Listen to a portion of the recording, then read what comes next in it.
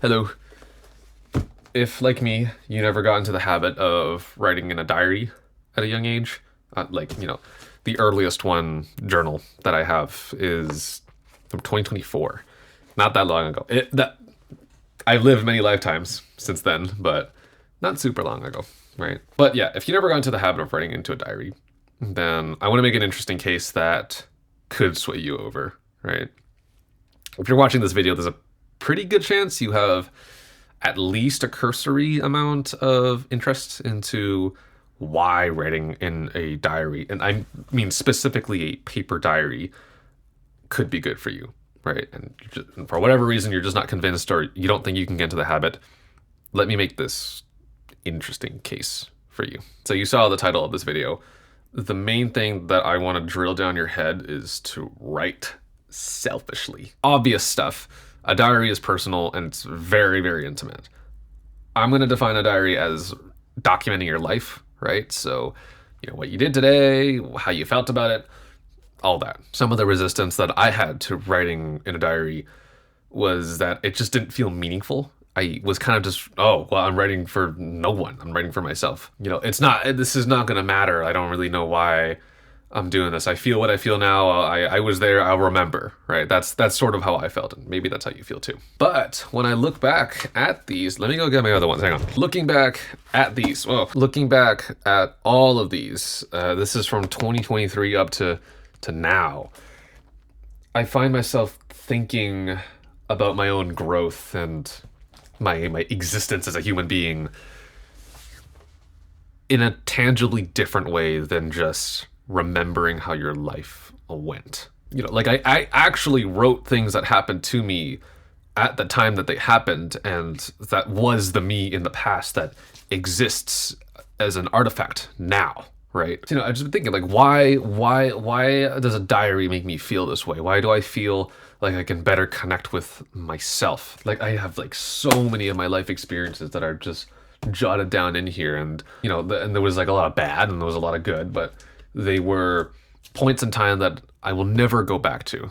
The contents of these books only exist because of the past me that wrote them. It almost felt like I was having a conversation with my past self. Me in 2026 reading Dylan's 2023 life experiences and journals. I was just a different person. And I got to learn from that person and talk with them in a way that I don't think I could ever really talk to anyone else in this weird introspective way, right?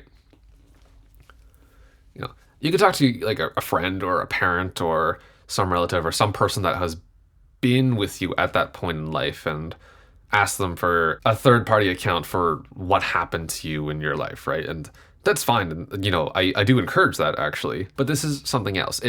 You're talking to someone else and yourself at the same time. Something up here is different when you talk to yourself. So if you can't really get into the groove of writing for a diary because it feels meaningless or you're just doing it for yourself and it doesn't really matter, maybe you should do precisely that. Write for your future self. Now, I'm not the first person ever to think about this concept, right? I just want to bring it to some more eyes and ears. But if you write with the intention of you looking back at it later, you actually write for that purpose, I think that can help you get into the groove of just doing the act of writing in a diary for just human being reasons, for these two. I wasn't really thinking about that. I was just writing because I got broken up with, right? And I was being angsty and I write, But being able to see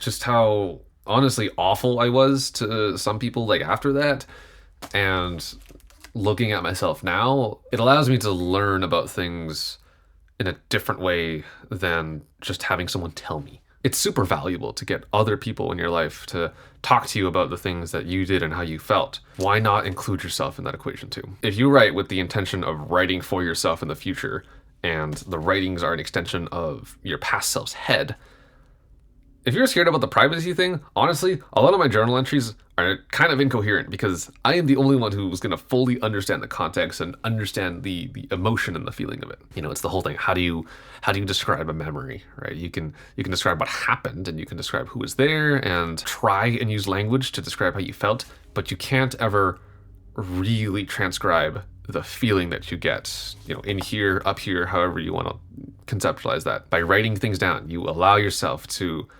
extend your thought into, yes, failable language, but something that you can tap into and re-feel what you felt at the time. And I think you should write everything as much as you can, because memories are fickle, right?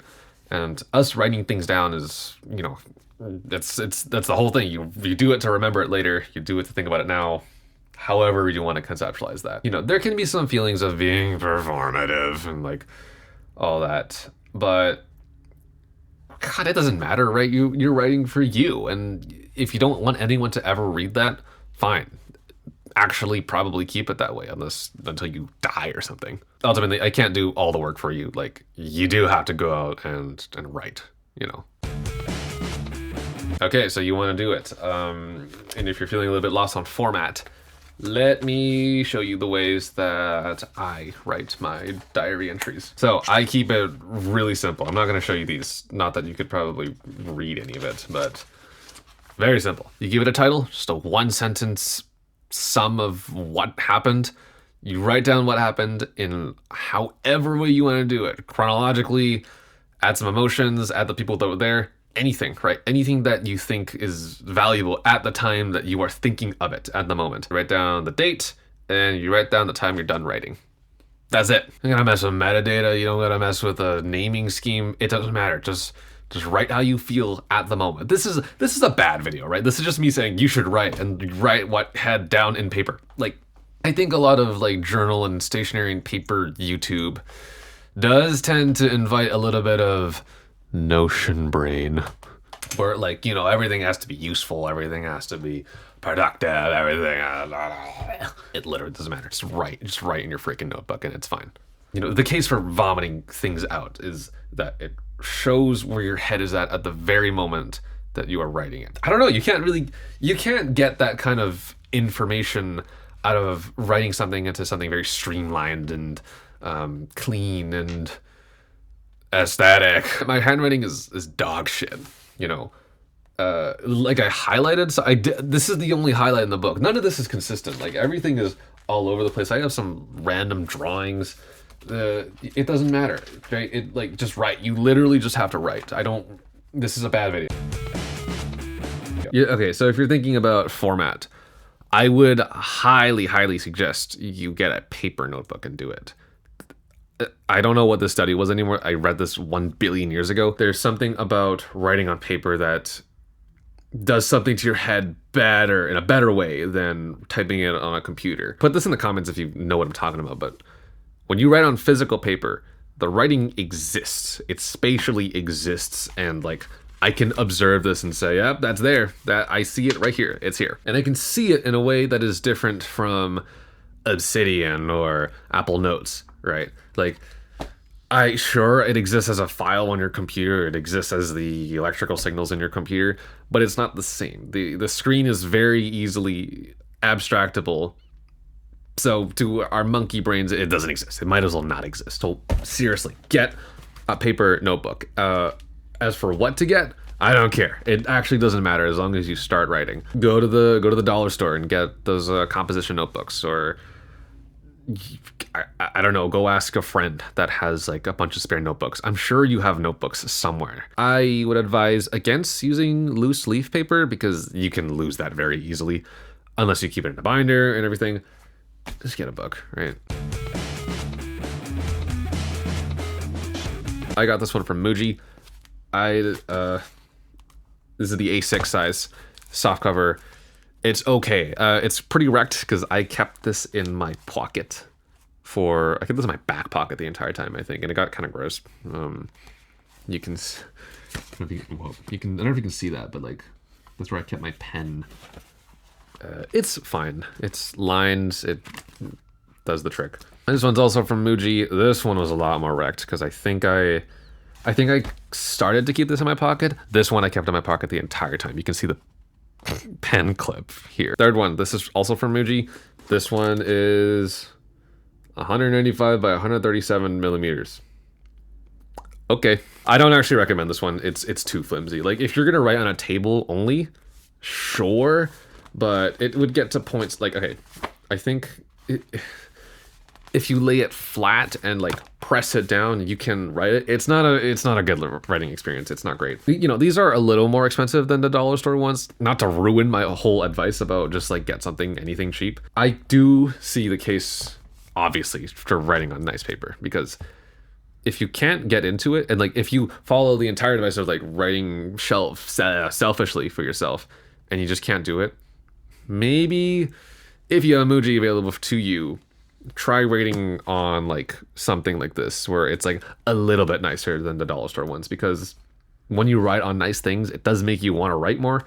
So if you really can't get into the groove of it, and if the mental satisfaction is not like working for you, you could try this, or just keep trying, because things take time and we don't always get instant gratification. So, you know, next step up, this is the first big girl purchase. This is a Leuchtturm German, medium. These are really nice. They are very expensive. Yeah, and like I viscerally enjoy it, right? It's a unit, and I like having a nice thing. I don't know, but you know, with the cost, you are paying for craftsmanship, and hopefully, probably they pay their workers, because you know, I guess if you get something from in mass, like, you know, things can be cheap, but where is that cost like going, right? So I don't know. I have no idea. But it is nice. It's very nice. A second Leuchtturm has hit my pen. I got these at a discount from my friend who he works at a store and has like an employee discount. I don't know if I'd buy these like new full price. Not that they're bad quality. They're definitely not bad quality, but just they're expensive, right? I think my difficulty with them is that they are just only disposable, because you can't exactly rewrite in this notebook, right? You finish the pages, it's done, it's written. That's like fine. You know, notebooks aren't forever. Unless this one I don't regret. Please follow my advice from earlier. Just get something cheap to start out. It's fine, and don't overconsume, and use your tools. If you're gonna get expensive stuff, use it, right? But this is a traveler's notebook from Traveler's Company. But this is a full size traveler's notebook. Depending on where you are, these can be pretty expensive, but you know, you can find a bunch of copycat. Like the concept is it's a flap of fabric with like holes and rope, you know. Sorry if you're not familiar with what a traveler's notebook is. It's not a notebook in and of itself, but it's a notebook cover in which you fill it up with refills so that you can always just keep using a cover and refill the inside. I've got the zipper case and 2 grid notebooks, right? One of them is the diary, right? Where I have tried to convince you to use for the last however long minutes. And this is just like a dump, the Zibaldone, if you will. And this thing is great. Some people don't like this format. I really do. It's not the best writing experience. Like the paper is wonderful, right? But if you're writing this, I think on a table is fine. Like, you know, most writing on a table is fine. On your lap, it can get a little sketchy, right?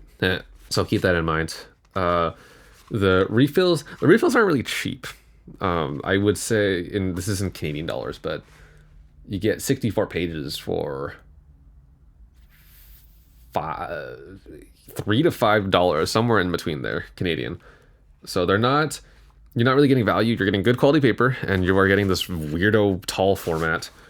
But just think about that if, you know, you might be hesitant to this idea. It's a nice thing to have, and it does get me writing more in it because I care about it. And like, what am I, just let this go to waste? No. Anyway, write for yourself. Write as if you are a time traveler for future you. You know, we don't always get to have moments of introspection with ourselves. You know, I think this is like one of the better ways to do it. Like I do flip through these old ones occasionally to just see my growth. And sometimes it is very painful, which we need friction in our lives, right? You know,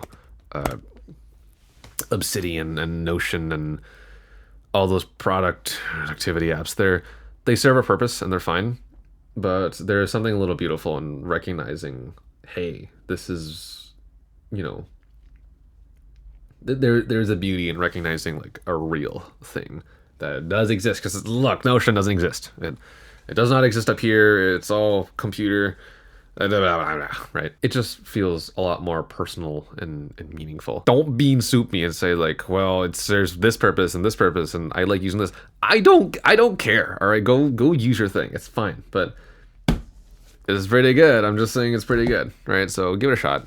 And at worst, you just wasted some time and a few bucks, right? So don't come at me and say I bought 100 of these Leuchtturms and I don't even use them anymore. This is all your fault. That's 1000% your fault. Okay, so, come on. Unironically, I think that these are more permanent than a computer file, which you can copy and make backups of and exist forever in the cloud, right?